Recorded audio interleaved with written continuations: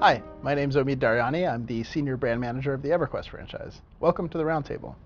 With me today is Mr. Jeff Butler, Creative Director for EverQuest Next. Hello, everyone. And today we're talking about grouping up and how you can group up and what kind of mechanisms we can put into the game to help people with that. This poll question was regarding EverQuest Next specifically. And it seemed like the majority of people felt that they should have the option of either creating a group or being queued. Absolutely. And so one of the things that I thought was really interesting, because a lot of people feel that the organic groups, the groups of your friends, are so much more rewarding than pickup groups, is that it's actually the lack of tools that facilitate pickup groups that make the game more fun.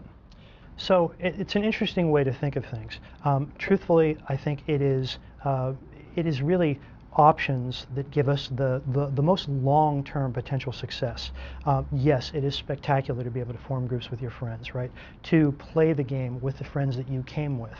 But ultimately, these games are about not just those folks, but the people that you meet in the game, right? So we want to give people the opportunity to find those other players of skill, or the people who play at the same time of night, right? Who have basically the same play styles and patterns.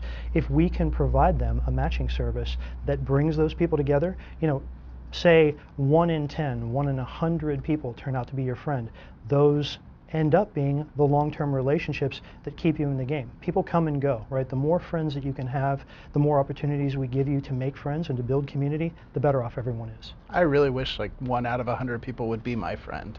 My odds are not nearly that good. But I mean, anecdotally, I've had this same issue where, I changed jobs and my schedule got really busy, and the only way I could stay in the game was through the matchmaking tools that were provided. And so, I was so thankful that they existed. Absolutely.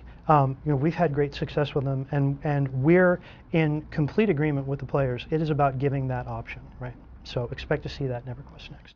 Yeah, and so one of the things that I've heard you say is actually something I heard you say the very first time we ever met, was that for EverQuest Next, we want to create an environment where people don't feel that when they see another player in the world, it's a negative to them. Absolutely.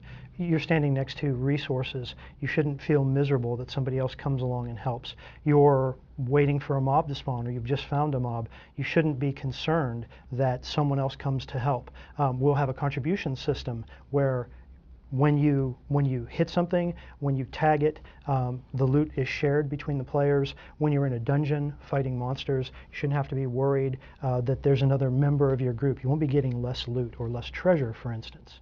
Yeah, and so, another piece of this too, and one of the comments that we heard was that they feel that matchmaking tools sometimes take away from your accomplishment level.